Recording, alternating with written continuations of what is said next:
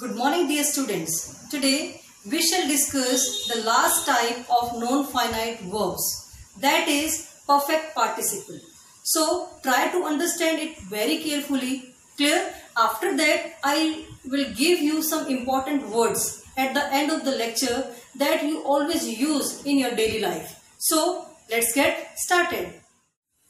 So dear students, let's try to understand perfect participle. You can divide perfect participle in three categories. First one is by using having, and after that third form of the verb you can frame a sentence using perfect participle. In second category you will use being, after that third form of the verb. In third category you will use having been, after that third form of the verb. Now let's try to understand what the sentence will say after using these pattern.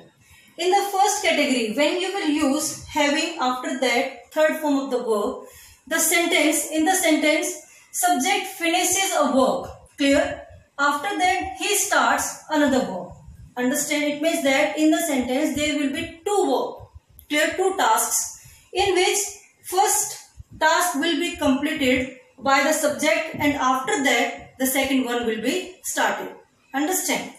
In the second one, when you will use being after that third form of the verb, the subject is being affected by someone's action. Clear? In this sentence, it means that the action is repeating again and again. Clear? You can see here being is here. Clear? You can see, and being is always used in continuous. Clear? It means that the action will be repeated here and the subject will be affected by someone's action again and again. Clear? In the third category, when you will use having been after that third form of the verb, in which subject has been affected, it means that the verb has been completed by someone's action. Clear? It means in the second one the work will be in progress and in the third one the work has been completed. Clear? In the second category and the third category, the sentence, which one?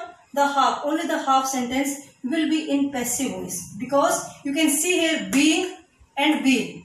You know very well these two helping verbs always used in passive voice. When you will use these patterns, clear, that sentence will be in passive voice and you can say that sentence in quasi.